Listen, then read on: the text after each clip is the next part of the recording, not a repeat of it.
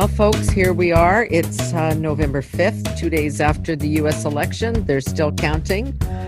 It is, and it could be a very, very long election, but we want to get into the whole issue of why, yet again, this vote was so misunderstood and so misread, particularly south of the border. So we've turned to our friend and a person who knows a lot about this, Darrell Bricker, CEO of Public Affairs, Ipsos. So let's talk about the polling. I know your own polling here raised some very interesting issues. Canadians still seem to think that electing a Biden would be a much better thing for Canada than electing a Trump, in spite of what we know about energy and pipelines and the need for us to sell energy to these people who have become self-sufficient. Right. Well, it is interesting that you bring up the energy angle to this, because when you look at the answers that we got from people in the province of Alberta, it was much more of a 50-50 proposition. Right. So I would say, there's obviously that element to how people responded, concern about what the potential future president might do relative to pipelines. But also there's a slight tendency in Alberta, and sometimes more than slight, to really have more of conservative views on a number of policies. So the level of appeal that a Donald Trump as a candidate would have in Alberta would be higher than, say, would have in downtown Toronto. When you look at the polling stateside, and I'm just going to run through some numbers here. So Trafalgar was pretty close, but ABC had Biden up 17 points. Fox had Biden up in Michigan by 12 points. CNN had Biden up in Pennsylvania by 10. It goes on and on. The Washington Post said 17-point loss for Trump. Now, we have heard from commentators on both the left and the right, and it's been interesting to me, that the media elite, or the people that you hear on your television screens every night, simply don't know their country anymore. Is that true? Well, I think that we can maybe overstate that a little bit. I think that, they would know their country better if the tools that they had available to them were a little bit better. And explain. I think, one of the things that that we have to look at continually is how the polls perform. And in fact, I was really surprised during the course of particularly the last month of the election, the number of people who should have known better, based on the polling evidence, who were suggesting there was going to be a blowout. I mean, our central scenario in our polling was that it was going to be close. In fact, ours was a 50% probability that Biden would win a close election, but we still gave a 30% possibility to Trump winning a close election. We didn't see a blowout, really. So I was surprised that people thought that. You have perspective, and I think that's what we're saying. We sit here north of the border. We consume endless amounts of American news and American television, but we still have that distance. What I think we've seen in an unprecedented way in this campaign is the networks, particularly in television, but newspapers too, New York Times, Washington Post, they all put on a jersey. Biden's our guy, or Trump's our guy. And then the coverage seemed to flow from that, and obviously so did the analysis. Yeah, I think so. I can't really speak to the question of objectivity in media. I mean, you have a lot more experience dealing with that than I do. But I will say that the tools that they had available didn't help. I think that there was an over-torquing of this idea that Joe Biden was going to win a big election that could be justified based on some of the polling evidence they had. So you mean they had the numbers and they didn't read it, or they weren't getting the numbers because people weren't talking to them honestly? I think they had the numbers and they were seeing it a bit differently than, and by the way, the interpretation I gave you of what was going on in terms of our polling in the United States, because we were doing a lot of it for various outlets. The analysis I gave you was the one that came from Washington. It wasn't me looking back objectively as a Canadian seeing it. Okay. I mean, it was pretty clear. Our analysis was that, Trump's approval level was higher than people thought it was. our view that that this was going to be a really close election, that things were starting to tighten up as we got closer to the end. That was all out there. But when you look at a national poll in the United States, like our national poll, and you see Joe Biden is ahead by 7, people seem to think that what they're operating in is a system where that 7% applies everywhere. I mean, it doesn't. Right. And the 7% for Joe Biden was not really that significant a lead. And by the time we get to counting all of the ballots, just like we saw the last time, where the pollsters said that Hillary Clinton was going to win the popular vote, she did by about 3 million votes. We're going to see that our 7 is actually not that probably going to be that far off. It's probably going to be 4, 5, 6, or 7. So he's going to win more votes, this greater percentage of the votes this time than Hillary Clinton won. So again, why could you see that and others didn't? I do not know. I Okay. do not know. But I should also add to that, Senator, that there is a systematic problem in the polling in the United States picking up the power of Trump's support. And I've heard many theories about that. Some of them all probably have some element of it. But the funny thing is, in the United States, it is the most overpolled country in the world. They have more political pollsters doing campaign polling, more media pollsters doing polls about the campaign, all the brains, all the money, all the resources. And it was kind of like, I was describing it to somebody this morning, like, in the 1980s trying to defend against Wayne Gretzky. Everybody knows Gretzky's going to get the puck. Everybody knows that Gretzky's going to score. How do you stop him? And even with all of that foresight based on the previous election, and even with all of those resources and all of those brains, we still underestimated Trump's support. So a couple of things on that. So there's that larger question of whether the media either advertently or inadvertently wants its own personal objective to be achieved. They want the outcome they want to see. But it seems deeper, because the whole Democratic narrative over the last 4 years, and obviously more intensely in the last year, has been that Donald Trump is a one-off. He's a crazy person. He's an outlier. It was a fluke. It doesn't say anything about America, but clearly it does. That's all wrong. That's all wrong. Donald Trump simply found what was there. And I described this in an article I wrote a while ago for the Globe and Mail about nationalism and populism. And really, all the kindling is all over the ground. It just takes somebody to decide to throw the match. And that's what he did. And that's who he is. So he decided to adopt a populist stance and really focused on the thing that really drives and animates populism in most of the countries where it's a big issue, which is cultural change. Mm-hmm. And he decided to ride that hobby horse and create that division because he felt it would work for him. And as you can see in both 2016 and you saw in this last election, it can potentially work, but it's a really marginal strategy. Yeah. And the question is, how big can it get? Whether or not you can win. He was able to ride it in 2016 and had very close races break his way.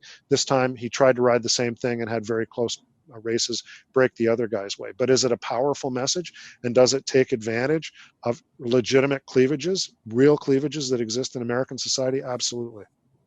Give us some of your insights on that, because if you look at the exit polls, you find that many people over the age of 30 were voting for Trump, to the degree that you believe what people tell you in an exit poll.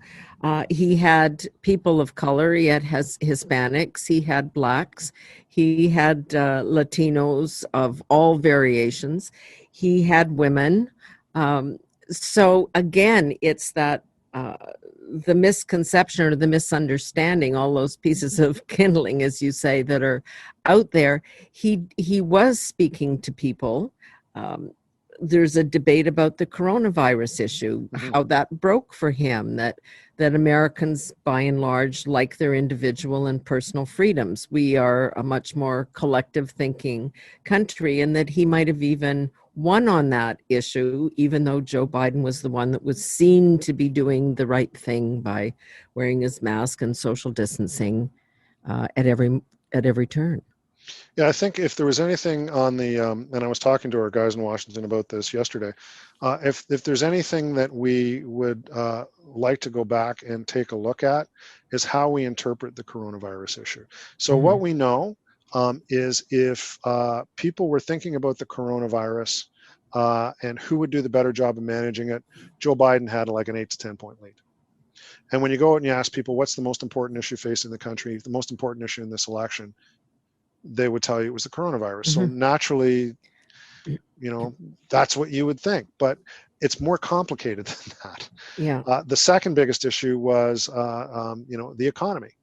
And if you ask people who would do the best job on dealing with the economy, it was Donald Trump by 10 points. How those two issues work together is more important and proved to be more important in the election than how they worked individually. And that was something I don't think people got. Yeah, I think that's a really important point, that they actually work together. So Right. obviously you're going to be doing more on that.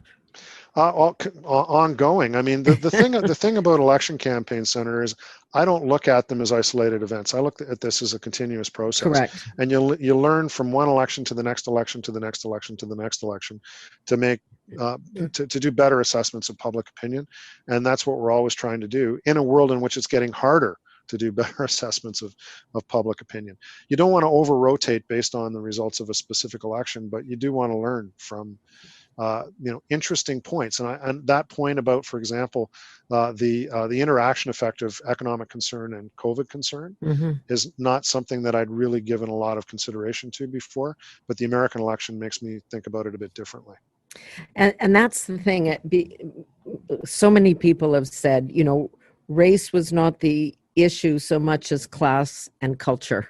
And of course, again, those things all overlap as well. It was just interesting to read. There was a New York Times piece talking about the impact of Facebook, that most people are reading the New York Times or watching the CNN stories. What they're missing is where conservative, and I say that small c, conversations are going on. One of the conservative commentators in the US had 56 million interactions on his Facebook page in the last 30 days, which is more than the main pages of ABC News, NBC News, the New York Times, the Washington Post, and NPR combined. And nobody was looking at it to get a feel for these other issues.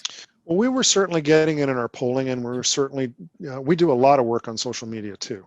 Mm-hmm. So, my view of looking at election campaigns, I mean, when when you used to interview me when you were still on television, I mean, there was really only one way to do a poll. I mean, it was a telephone poll, and you get an 80% response rate, and getting the answer wrong was like, falling out of a boat and missing the water. I mean, it was a pretty easy game.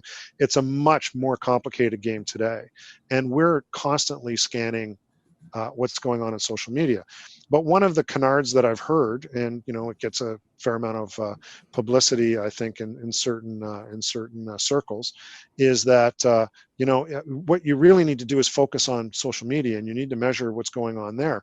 Well, I saw the social media estimates that people came up about what the election the situation was going to be, and they were even more wildly outrageously for Joe Biden than they were for than the polling was. So you sit back and you say, yeah, nobody's really got the magical way of understanding what's going on. There's no single place that you need to go. It's like the people who said, well, you should forget about polling, go out there and wear out the shoe leather. Well, as reporters, did that really help that much? Do you feel that you were getting that type of reporting out of a lot of the media that was allegedly investing in that type of thing? I don't feel like Streeters are the most ridiculous thing that's ever been invented. we're going to go hang out at the Right. it's the sort of the new journalism of Tom Wolfe or Right. whatever, that we're going to go be participant and observers, and that's not going to be biased. Well, it's all kind of biased. So Yes, of course. so the real question to me, and I think that you've asked it, is what are these forces that are going on, and how do we get an accurate read on them? And the answer is, it's very complicated, and you have to be open your mind to a lot of inputs. And I don't think that there's enough people doing that right now in my industry or in academic world. Right. Or in elite circles, what I sometimes call Laurentian elites, well, always Yeah. call the Laurentian elite circles, and in the media in places like the United States. So now I have a couple of other questions that I Sure. just want to touch on. So this troubles me as somebody who's been in the media business and in the political business, the whole sense, the concept of conditioning voters.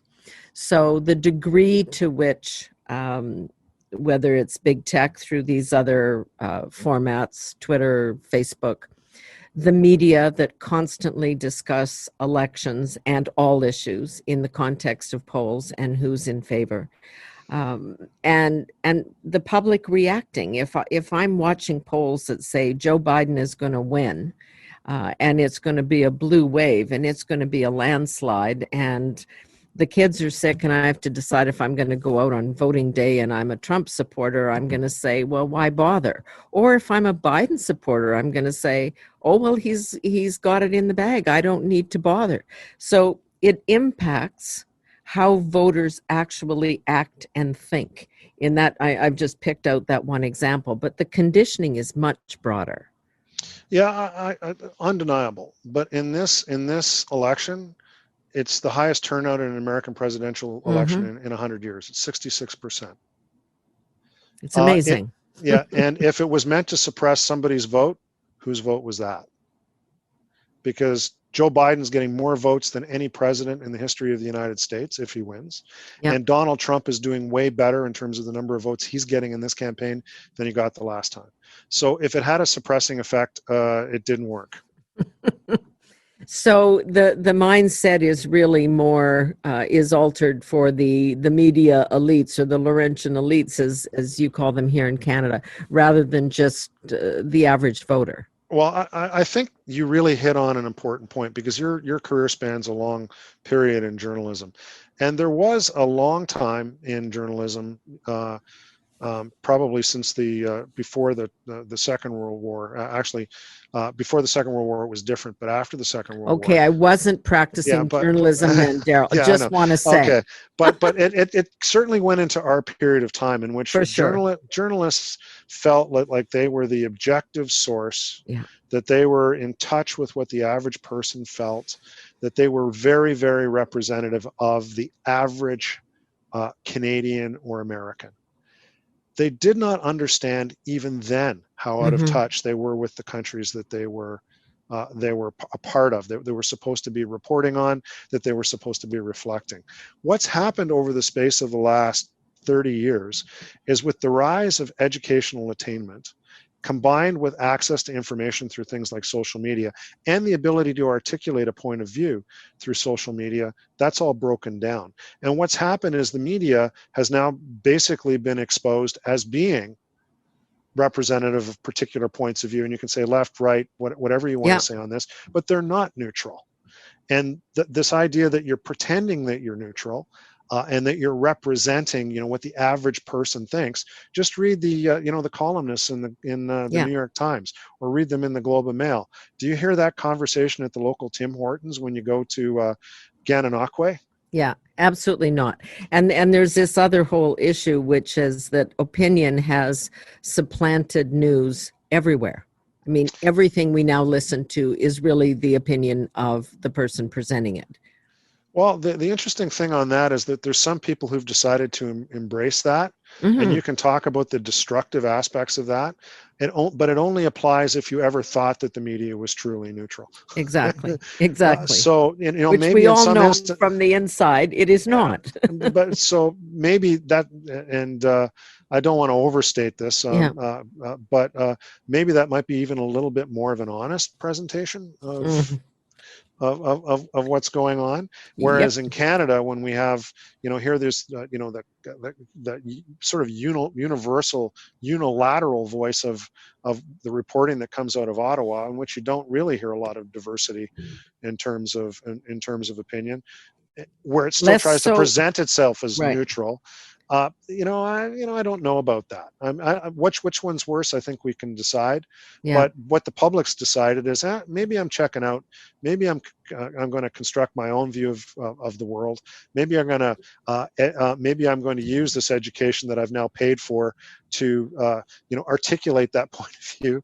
I Yeah. feel like I'm empowered to be able to make up my own mind about some of these things, and Hmm. there's a lot of bad that goes along with that. But maybe there's some good that comes out of it too.